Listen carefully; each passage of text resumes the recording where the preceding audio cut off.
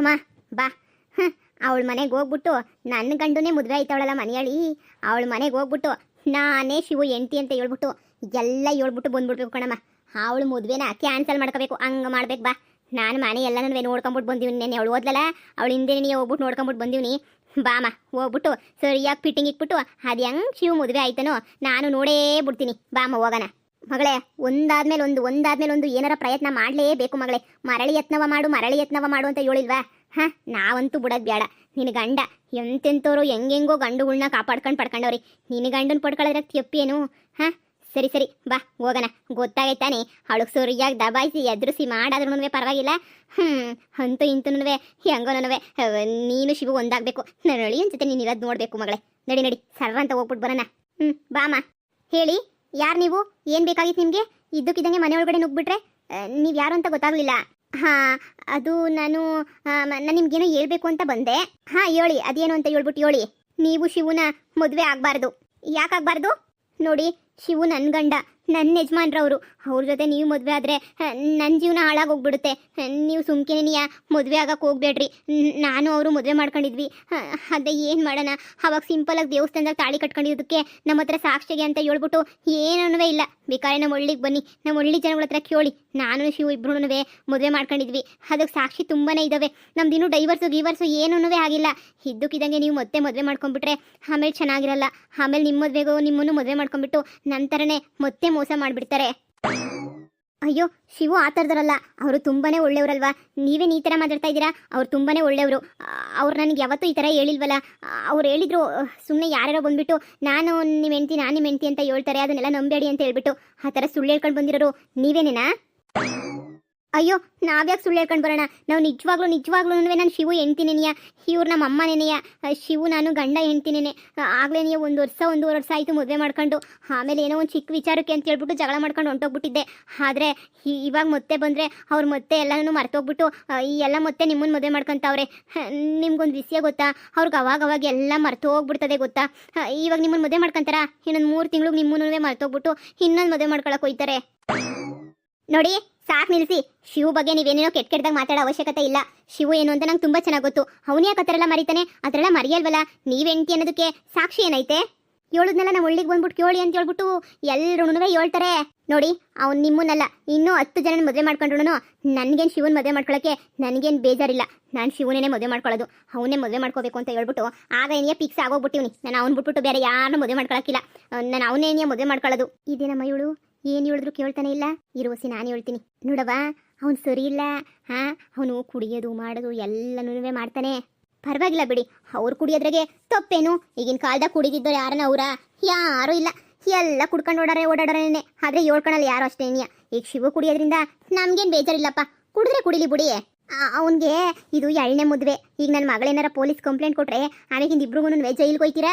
ನೀವು police station complaint ಏನಿಯ ಕೊಡೋದಾಗಿದ್ರೆ ಬಂದ್ಬಿಟ್ಟು ನನ್ನ ಹತ್ರ ಎಲ್ಲ ಯಾಕೆ ಶಿವ ಬಗ್ಗೆ ಹೇಳ್ತಾ ಇದ್ದೀರಾ? ಹೋಗ್ಬಿಟ್ಟು ನೀವು ಆರಾಮ ಪೊಲೀಸ್ ಸ್ಟೇಷನ್ ಹೋಗ್ಬಿಟ್ಟು ಕಂಪ್ಲೇಂಟ್ ಕೊಡಿ.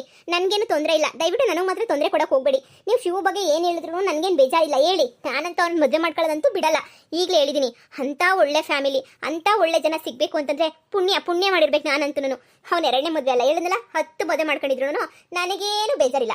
ನಾನಂತೂ ಅವನೇ ಮದುವೆ ಮಾಡ್ಕೊಳ್ಳೋದು. ಲೇ, ಅವನ ಹೆಂಡತಿ ನಾನು ಇಲ್ಲಿ ನಿಂತಿದ್ದೀನಿ ಅಂತ ಹೇಳ್ತಾ ಇದ್ದೀನಿ, ಆದ್ರೂ ನೀನು ಪರವಾಗಿಲ್ಲ ಅಂತ ಹೇಳ್ಬಿಟ್ಟು ಒಪ್ಕೋತಾ ಇದೆಯಲ್ಲ. ನೀನು ಹೆಂಡತಿ ಅನ್ನೋದಕ್ಕೆ ಪ್ರೂಫ್ ಏನಾದರೂ ಆಯ್ತಾ? ಇಲ್ಲ ತಾನೆ?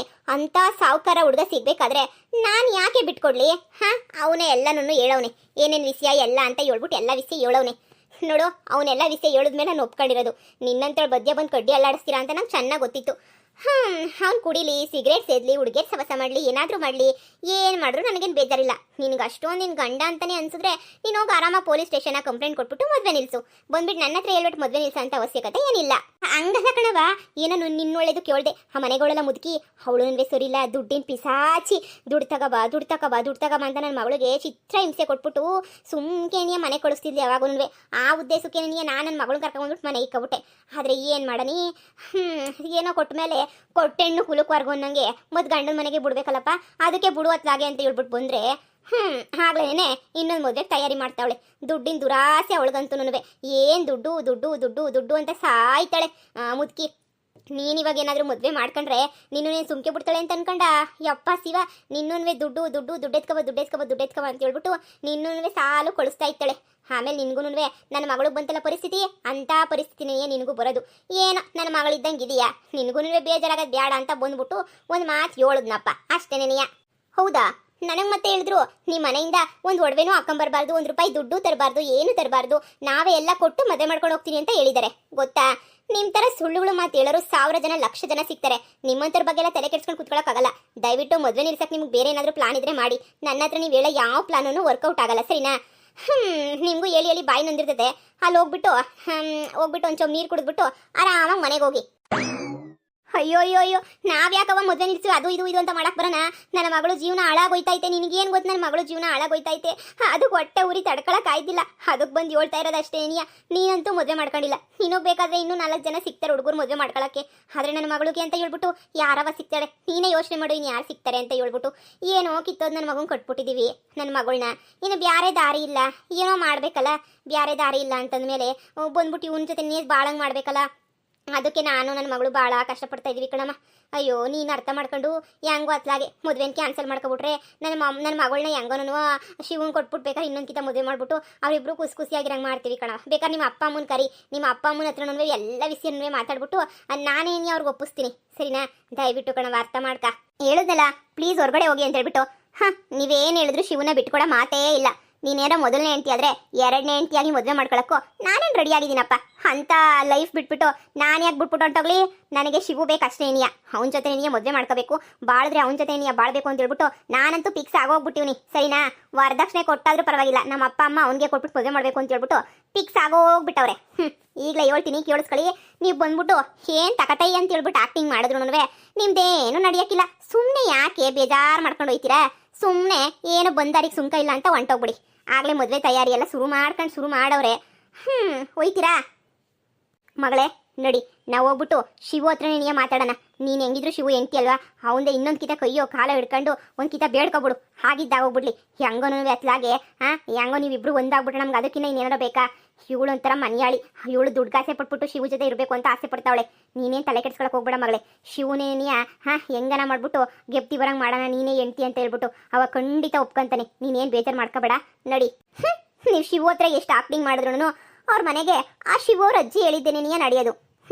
ಈವನ್ ನಾನು ಮದುವೆ ಮಾಡ್ಕೊತಿರೋದ್ರೂ ಅಜ್ಜಿ ಒಪ್ಪಿಗೆ ಹೇಳಿದ್ಮೇಲೇನೆ ನಿಮ್ಮ ಆಟ ಎಷ್ಟು ಶಿವು ಮುಂದೆ ಆಡಿದ್ರು ಅಜ್ಜಿ ಹೇಳಿದ ಮಾತ್ರೇನೆ ಫೈನಲ್ ಮ್ಯಾಟ್ರ್ ಆಯ್ತದೆ, ಗೊತ್ತಾ? ಒಳ್ಳೆ ಸಂದೇಶ ಹೇಳ್ಬಿಟ್ಟೆ ನೀನಂತನೂ. ಅಂದ್ರೆ ಎಲ್ಲ ಜುಟ್ಟು ಇರೋದು ಅವ್ರ ಅಜ್ಜಿ ಕೈಯಾಗೆ ಅಂತ ಆಯ್ತು. ಅವ್ರ ಅಜ್ಜಿ ಒಪ್ಪಿರೋದಕ್ಕೆ ತಾನೇ ನಂದು ಶಿವದು ಮದುವೆ ಸೆಟ್ ಆಗಿರೋದು. ಅದು ಬಿಟ್ಬಿಟ್ಟು ಬೇರೆ ಶಿವು ಒಪ್ಕೊಂಡ ಅವ್ರು ಒಪ್ಕೊಂಡ ಇವ್ರು ಒಪ್ಕೊಂಡ ಅಂತ ಏನೂ ಆಗಿಲ್ಲ, ಸರಿನಾ? ನೀವು ಸುಮ್ಮನೆ ಇಲ್ಲದ ಮನೆ ಹತ್ರ ಟೈಮ್ ವೇಸ್ಟ್ ಮಾಡಿದಂಗೆ ದಯವಿಟ್ಟು ಇಲ್ಲಿಂದ ಹೊರಟ್ರೆ ನಿಮ್ಗೂ ಒಳ್ಳೇದು ನಮಗೂ ಒಳ್ಳೇದು, ಸರಿನಾ? ನೀವು ಮತ್ತೆ ನನ್ನ ತಲೆ ತುಂಬಕ್ಕೆ ಮತ್ತೆ ಬರಬೇಡಿ. ಅವ್ನು ಕುಡಿತಾನೆ, ಅವ್ನು ಇಸ್ಪೀಟ್ ಆಡ್ತಾನೆ, ಸಿಗರೇಟ್ ಸೇರ್ತಾನೆ, ಹುಡುಗರ ಜೊತೆ ಓಡಾಡ್ತಾನೆ, ಹಂಗೇನೆ 2ನೇ ಮದುವೆ ಮಾಡ್ಕೊಂಡವನೇ, ಇನ್ನೊಂದು 50 ಮದುವೆ ಮಾಡ್ಕೊಂತಾನೆ, ಆಸ್ತಿ ಪಾಸ್ತಿ ಇಲ್ಲ, ಏನು ಹೇಳಿದ್ರು ಕೇಳಕ್ಕೆ ಮಾತ್ರ ನಾನು ತಯಾರಾಗಿಲ್ಲ. ಯಾಕಂದರೆ ಎಲ್ಲ ಫಿಕ್ಸ್ ಮಾಡ್ಕೊಂಡೇನಿ ನಾನು ಕುಂತ್ಕೊಂಡಿವ್ನಿ. ನೀವು ಹೇಳಿದ್ದೇನು ಕಿವಿಗೆ ಹೋಗಿಲ್ಲ, ದಯವಿಟ್ಟು ಹೋಗಿ. ನಡಿ ಮಗಳೇ. ಅಮ್ಮ ಅವಳು ಮದುವೆ ಕ್ಯಾನ್ಸಲ್ ಮಾಡ್ಕೊಳಕ್ಕಿಲ್ಲ ಅಂತ ಅಷ್ಟು ಧೈರ್ಯವಾಗಿ ಹೇಳ್ತಾವಳೆ. ನಿನಗೆ ಇಷ್ಟೊಂದು ಖುಷಿ ಆಯ್ತಾಯ್ತಾ? ನಿಂಗೆ ಖುಷಿ ಆಗದೆ ಇನ್ನೇನಾಯ್ತದೆ? ಈಗಿಬ್ರು ಮದುವೆ ಯಾರ ಮೇಲೆ ನಿಂತೈತೆ ಅಂತ ಗೊತ್ತಾಯ್ತಲ್ಲ. ನೋಡು, ಇಷ್ಟು ದಿನ ಬರೀ ನಾವು ಶಿವು ಬಗ್ಗೆ ಅಂತ ಹೇಳ್ಬಿಟ್ಟು ನಿನ್ನ ಗಂಡನ ಬಗ್ಗೆ ನೀನೇ ತಲೆ ಕೆಡಿಸ್ಕೊಂಡು ಟೇಮೆಲ್ಲ ಹಾಳು ಮಾಡ್ಬಿಟ್ವಿ.